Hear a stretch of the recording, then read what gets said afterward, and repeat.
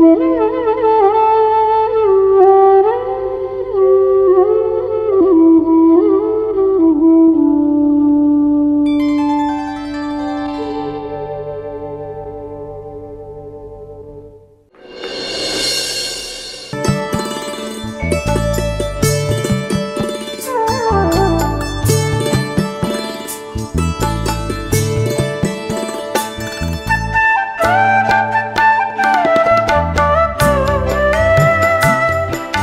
दुनिया में राम का नाम चलता है और लक्ष्मण तो दूसरे नंबर में। बड़े राम थे तो यश हमेशा। अभी हम तीन यहाँ पर हैं, हमारे ये छोटे महाराज, ये महाराज कोई महान काम कर लेंगे तो भी नाम किसका होगा? इसका नहीं भाई, मुक्ति सागर के चौमासे में हुआ। नाम किसका हुआ? जस मेरे को ही मिलना है, मगर ये दो कोई भी करके आएंगे तो बड़ा काम। बोले मुक्ति सागर जी के चौमासे में हुआ तो नाम तो बड़े का होने का है। तो अपने यहाँ तो इस हिसाब से नाम है और सज्जाई में दिया है कि मान कियो जे रावणे ते तो रामे मारियो। राम ने नहीं, लक्ष्मण ने किस तरह से ये अधिकार इसमें आ रहा है। तो अब हंस द्वीप के अंदर विराजित हुए हैं। उधर पता चल जाता है कि विभीषण फिर समझाने जाते हैं एक बार कि भैया मैं अभी भी आपको कह रहा हूं, मान जाओ, आप मान जाओ। बोले लास्ट आपको फिर एक बार कहने आया हूं।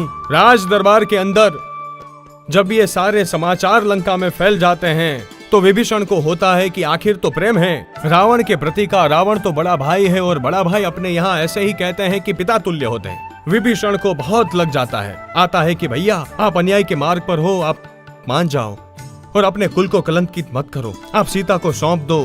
राम और लक्ष्मण बहुत पराक्रमी है, बहुत पराक्रमी है। अकेले लक्ष्मण ने 14,000 सैनिकों से युद्ध करके सबको मार डाला।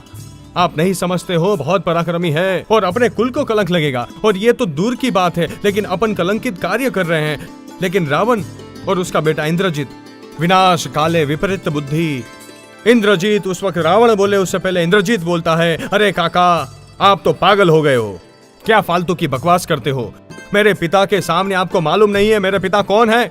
राम लक्ष्मण इनके सामने मच्छर हैं, यूं ही मर जाएंगे कीड़े मकोड़ों की तरह, सबको खत्म कर देंगे। अब कुछ नहीं होगा, आप फालतू की सलाह देने मत आओ। बड़े आए सलाह देने, बड़े सत्यवादी हो गए हो, बड़े धर्म के जानकार हो गए हो, यूं करके बोला। बोले आप तो पहले भी गए थे कि मैं राम को पैदा ही नहीं होने दूंगा, उसके बाप को मार करके आता हूँ। मार लिया आपने, देखा राम लक्ष्मण जिंदा हो गए, ये जन्म ले लिया और इतने बड़े हो गए हैं, आपने क्या कर लिया? ऐसा उश्केरा। विभीषण ने फिर कहा कि रे पागल, तू ज्यादा बकवास मत कर, तेरे बाप के सामने तेरा बाप गलत कर रहा है, तू उसको बोल, तू मुझे शिक्षा मत दे। अब विभीषण को भी क्रोध आता है और उसने फिर रावण से कहा कि मैं अभी भी कह रहा हूं कि तुम समझ जाओ, नहीं तो तुम्हारा विनाश हो जाएगा। जहां ऐसा कहा, ये क्या हुआ? कटु सत्य था। रावण के सामने ऐसा कोई बोले, भले वो सगा भाई, मन चाहे और अनचाहे, मैं अक्सर कहता हूं मन चाहे भी अनचाहे हो जाते हैं और अनचाहे भी मनचाहे हो जाते हैं। कब? राजनीति में भी यही चलता रहता है। जो आपकी हाँ में हाँ करे ना, वो आपका दुश्मन भी होगा तो दोस्त बन जाएगा, और जो आपको गलतियां दिखा दे, आपको अनर्थ के मार्ग से पलटाने के लिए सत्य कह दे, तो वो आपका अपना भी होगा तो पराया हो जाएगा, मित्र भी शत्रु बन जाएगा। सगा भाई है, प्राण से प्यारा था विभीषण रावण के लिए। विभीषण रावण के लिए प्राण से प्यारा था, लेकिन आज जब विभीषण ने सत्य बात कह दी कि रावण तेरा विनाश हो जाएगा, तो सीता को नहीं सौंपेगा, तो रावण को एकदम क्रोध चढ़ता है। रावण तलवार निकालता है कि तू चुप बैठ, मेरे सामने बकवास कर रहा है, मैं अभी तुझे खत्म कर दूंगा। जब रावण ने तलवार निकाली हाथ में भाई को मारने के लिए, तो विभीषण को भी गुस्सा आता है भयंकर। राज दरबार था, राज दरबार के अंदर कोई भयंकर हथियार तो थे नहीं। विभीषण ने क्या किया? विभीषण ने जो राज दरबार का जो खंभा था वो उखेड़ दिया, पूरा खंभा लेकर के सामने मारने के लिए चला तू।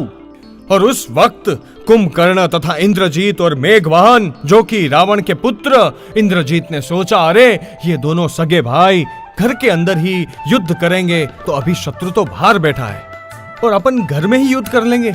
और वो बीच में पड़े और उन दोनों को अलग किया। अरे बोले ऐसा मत करो, समझाया रावण को, समझाया विभीषण को और दोनों को अलग किया।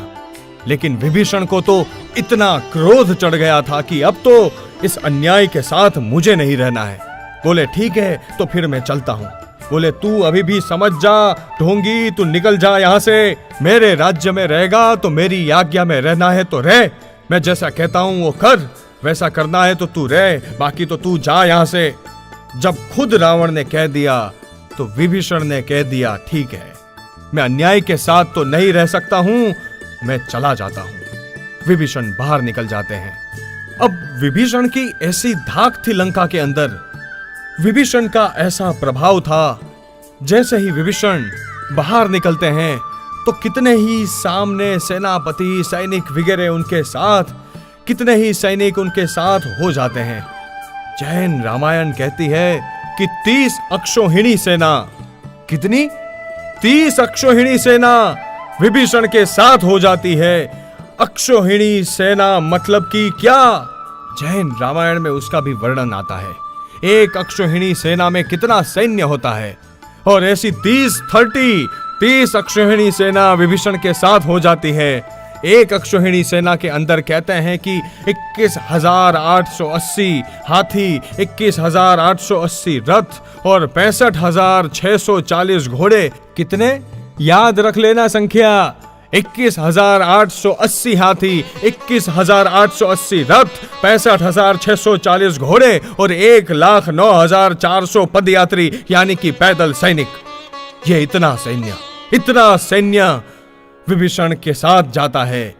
इतना सैन्य विभीषण के साथ, इतना तो एक अक्षौहिणी का होता है।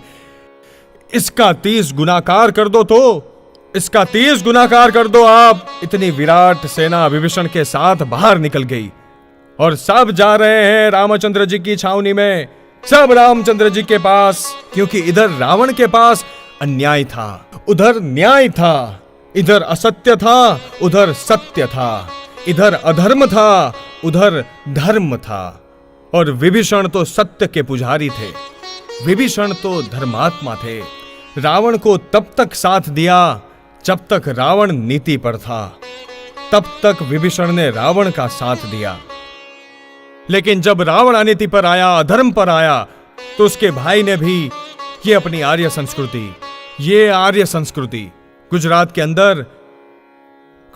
अंदर कुछ साल पहले बनी हुई घटना। एक राजा के 20 साल के जवान राजकुमार ने किसी एक किसान की लड़की खेत में काम कर रही थी, यह सत्य घटना है।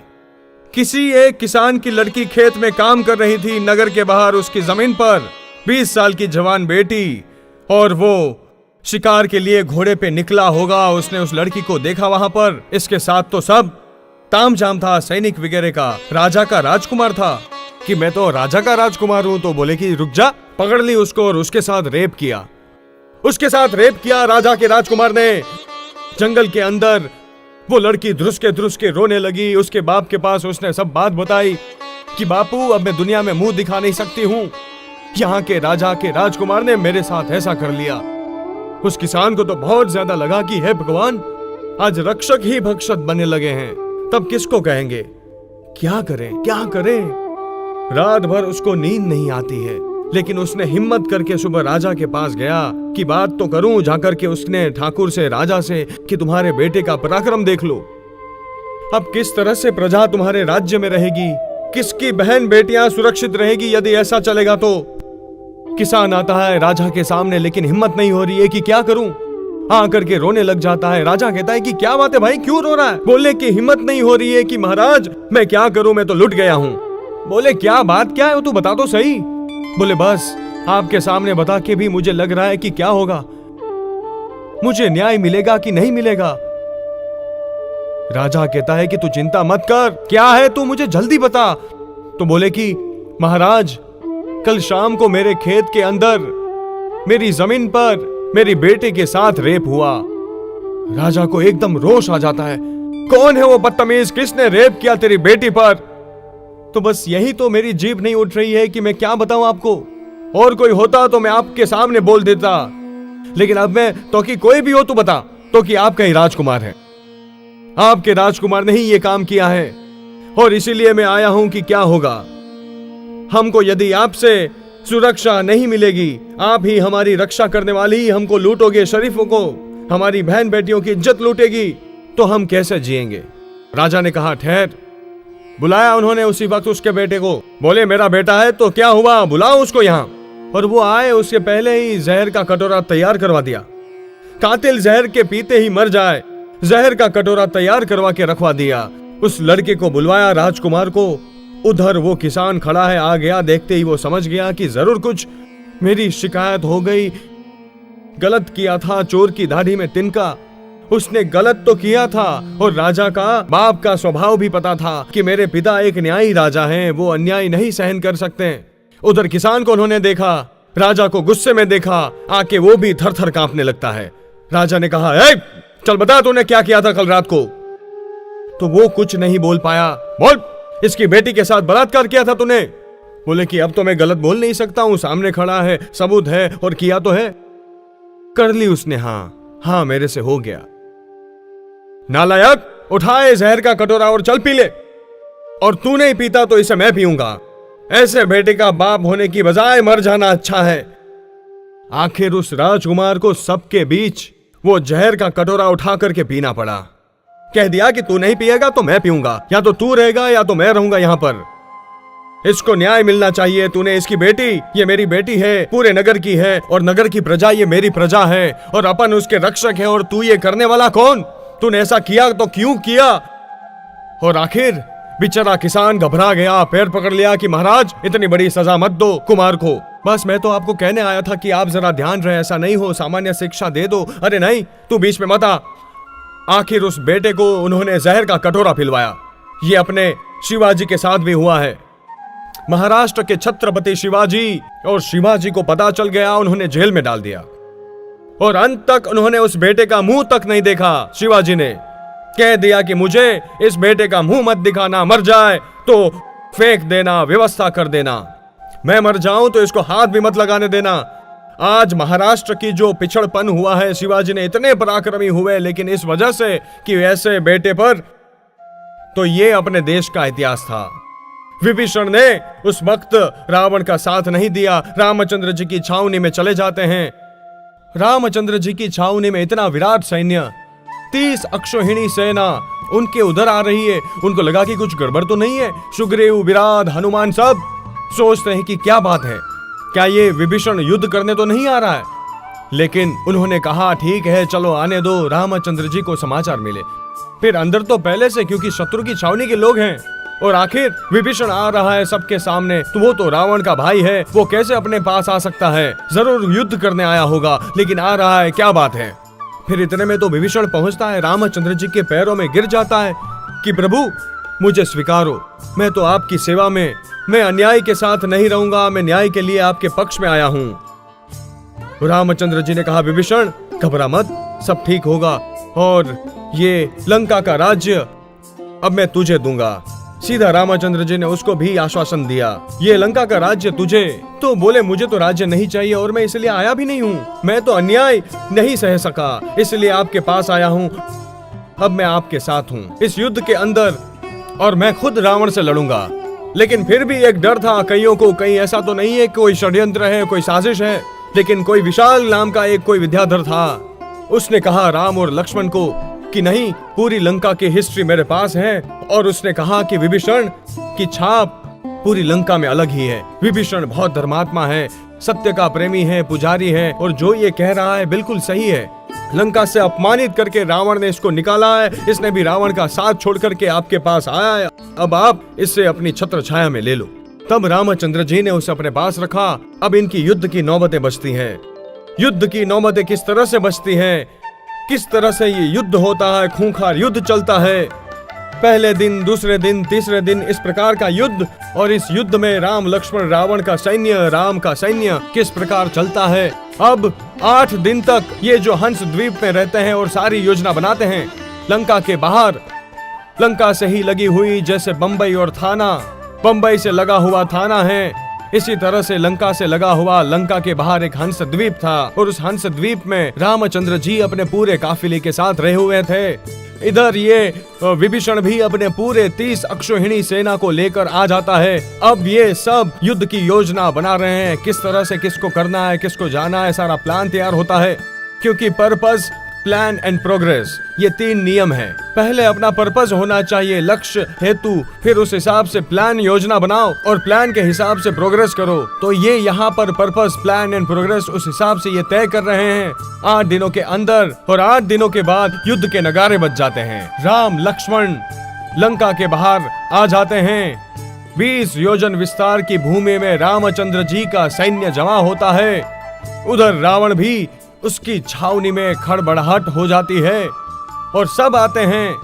50 योजन भूमि में रावण का सैन्य होता है। पहले ही दिन युद्ध के अंदर रावण के बहुत पराक्रमी 2 सैनिक हस्त और प्रहस्त युद्ध की आगेवानी लेते हैं। तो इधर रामचंद्र जी की तरफ से नल और नील ये आगेवानी लेते हैं और उनके साथ पूरी सेना रहती है। बाकी के बड़े बड़े जो हैं बैठ जाते हैं, बोले अभी तो तमाशा है, इनको रहने दो पहले। हनुमान, सुग्रीव, भामंडल, राम लक्ष्मण तो बहुत लास्ट में, मगर वो बैठे हैं, इनको भेजो। तो नल और नील को इन्होंने भेजा। अब इन दोनों में घमासान युद्ध होता है दिन भर। कई सैनिक, उधर उनके राक्षस सैनिक, इधर वानर सैनिक, इन दोनों में युद्ध होता है, टकराते हैं। दोनों के काफी सेनाओं में से कई सैनिक मरते हैं। अंत में नल और नील हस्त और प्रहस्त को शाम तक में मार डालते हैं और वो युद्ध विराम हो जाता है। सूर्यास्त के होते ही सब अपनी छावनी में चले गए। दूसरा दिन उगता है, फिर उधर हलचल मच जाती है। सूर्योदय होते ही फिर युद्ध शुरू होता है। अब इधर युद्ध में रावण की ओर से आगेवानी में कुंभकर्ण, इंद्रजीत, मेघवाहन सब तैयार होते हैं। माली नाम का राक्षस आता है जिसके सामने सुग्रीव लड़ने को तैयार होता है, मगर हनुमान जी चले जाते हैं, माली को अस्त्र रहित कर देते हैं। फिर वज्रोधर आता है, उसे भी मार डालते हैं। और भी कई दोनों सैन्य के अनेक योद्धा आमने सामने टकराते हैं। भयंकर खूंखार युद्ध होता है। रावण सैन्य के बहुत से लोग मर जाते हैं। सुग्रीव के सामने इंद्रजीत, भामंडल के सामने मेघवाहन और हनुमान के सामने कुंभकर्ण का युद्ध होता है। और युद्ध होते होते आखिर में सुग्रीव और भामंडल इंद्रजीत और मेघवाहन को नागपाश में बांध देते हैं। और ऐसे करते करते शाम तक के अंदर काफी संहार होते हैं, लेकिन कुंभकर्ण को भी इसमें मूर्छित कर दिया जाता है। लेकिन थोड़ी ही देर में फिर सचेत होकर युद्ध करने लग जाते हैं। फिर हनुमान को कुंभकर्ण अपने बगल में भर लेता है। कुंभकर्ण जब हनुमान को बगल में दबाकर जाने लगा तो अंगद सामने आ गया और युद्ध के लिए कुंभकर्ण को ललकारता है। कुंभकर्ण बेध्यान बन जैसे ही क्रोध में हाथ ऊंचे करता है कि हनुमान जी छटक जाते हैं। लेकिन इधर अब क्या होता है, रात्रि के समय में रामचंद्र जी वो तो एकदम थोड़े स्तब्ध होते हैं। ऐसा हुआ तो काम कैसे चलेगा। उन्होंने एक देव, महालोचन नाम का देव था, उस देव को याद किया। ये देव उनके पास पहले आया था। उन्होंने कहा था कि जब भी मेरी जरूरत हो मुझे याद करना, कि देवलोक के देवता भी इनके सानिध्य में, इनकी सेवा में। तो 10 भवनपति में ये सुवर्ण कुमार निकाय नाम का देव था। ये देव वहां फौरन हाजिर होता है कि बोलिए मैं आपकी क्या सेवा करूं। बोले कि तुझे इन सबको। उसी वक्त वो देव आकर के रामचंद्र जी को एक विद्या सिंह निनादा नाम की दे करके जाते हैं। रामचंद्र जी को और लक्ष्मण को दोनों को एक एक विद्या दे के जाते हैं। साथ ही रामचंद्र जी को हल तथा मूसल दिया। हल और मूसल उनके पास में जो रहता है यह उनका बलभद्र का एक चिन्ह होता है, हल एवं मूसल। और लक्ष्मण को गारुड़ी विद्या तथा गदा, और दोनों को एक एक रथ देते हैं। और उसके बाद वो चला जाता है। आपको जब भी जरूरत पड़े आप मुझे याद करना। जैसे ही गारुड़ी विद्या लक्ष्मण के पास आती है, गरुड़ पर बैठ करके लक्ष्मण मूर्छित पड़े हुए सुग्रीव और भामंडल के पास जाते हैं। और जो वो नागपाश में बंधे थे, नाग गरुड़ को देखते ही भाग जाते हैं। नाग भाग जाते हैं। अब ये भाग गए तो दोनों वापस तैयार हो गए। अब तीसरा दिन, रात भर इनकी वापस तैयारी चलती है। तीसरे दिन युद्ध में तो बिल्कुल आर पार की लड़ाई लड़ना है। उस दिन तो रावण एकदम तैयार होकर के आता है। रावण ने कहा कि आज तो मैं ही लड़ूंगा। लेकिन रावण तैयार होके आया। उससे पहले इंद्रजित वगैरह सब तैयार थे, कुंभकर्ण भी तैयार था। उस दिन तो कितने सामने आकर के, क्योंकि नाम इसमें दिए हैं, आमने सामने सबकी सेना। इधर रामचंद्र जी, लक्ष्मण जी सभी तैयार होते हैं। तो कुंभकर्ण के सामने राम, इंद्रजीत के सामने लक्ष्मण, सिंह जघन के सामने नील, घंटोदर के सामने दुर्मर्श, कुंभकर्ण के पुत्र कुंभ के सामने हनुमान, सुमाली के साथ सुग्रीव, मई राक्षस के सामने अंगद, केतु के सामने भामंडल और विघ्न के सामने चंद्रोदर राजा का पुत्र विराट, सारण नाम के राक्षस के साथ बाली पुत्र चंद्ररश्मि और शंभु के सामने नल। इस प्रकार से घमासान इन लोगों के युद्ध होते हैं। और युद्ध के अंदर कभी कौन मर रहा है, कभी कौन गिर रहा है, कभी इधर चमक आती है, कभी उधर चमक आती है, कभी इधर एकदम ठंडे होते हैं अपने यहाँ पे अपन, कभी इधर होते हैं। ऐसा शाम तक युद्ध चलता है। लेकिन इस युद्ध के अंदर अब राम लक्ष्मण चूंकि आ चुके थे, तो अब कोई डर था नहीं। धड़ाधड़ सबका सफाया करते हैं, कईयों को मारते हुए, कईयों को अपनी छावनी में डालते हुए। इसमें हनुमान, सुग्रीव वगैरह ने मिलकर के, इंद्रजीत, मेघवाहन, इन सबको बांध बांध करके अपनी छावनी में डाल दिया, अपने रथ में डाले। कुंभकर्ण तब सब उसमें आ गए। अब जब ये सब हुआ तो रावण को भयंकर गुस्सा आता है। रावण अब छल गया, बोले मेरे बेटे, मेरा भाई, सबको बांध लिया, सबको डाल दिया उधर, बांध लिया उन्होंने और अपनी छावनी में लेके गए, पकड़ के डाल दिया उधर। अब क्या होता है? अब रावण को इतना क्रोध चढ़ता है। उसके पास अमोघ विद्या नाम की शक्ति थी। आपको याद होगा, पूर्व में बात हुई थी अष्टापद पर्वत पर। रावण जब शांतिनाथ भगवान की भक्ति कर रहे थे, तब धर्मेंद्र ने आकर के उनसे उसकी भक्ति से प्रसन्न होकर उनको अमोघ विजया नाम की शक्ति दी थी। अमोघ विजया यानी कि एक ऐसी विद्या होती है जिसके ऊपर भी वो शक्ति छोड़े वो बच नहीं सकता है, वो खत्म। तो अमोघ विजया नाम की शक्ति उन्होंने याद की और रावण ने उसको, इधर रावण के सामने विभीषण आ जाता है। लक्ष्मण जा रहे थे, लक्ष्मण को रोका उस विभीषण ने, और विभीषण ने कहा कि अब मेरे भाई के सामने मुझे ही लड़ने दो, आप अभी वहां बैठो, आप तो देखो। विभीषण जाता है रावण से युद्ध लड़ने के लिए। दोनों भाइयों के बीच में युद्ध हो रहा है, घमासान युद्ध चल रहा है। और विभीषण को भयंकर, विभीषण के ऊपर रावण को गुस्सा आता है। उस वक्त रावण को वापिस एक बार, और चूंकि रावण हर प्रकार की नीति में कुशल था, उसने सोचा कि ये भाई खुद मेरा दुश्मन बन रहा है, पहले इसको समझा लो, ये अभी भी आता हो तो मैं इसको रख लूं अपने पास। तो उसने कहा कि विभीषण, अभी भी मौका है, समझ, नहीं तो तू भी इनके साथ मरेगा, तू भी मरेगा। अभी भी तू तो मेरा भाई है, मेरा खून है, तू मेरे पास आ जा, मैं तो तेरे सारे अपराध माफ कर देता हूँ। और तू तो मत ऐसा कर, तू बचपना मत कर, गुस्ताखी मत कर, तू आ जा मेरे पास।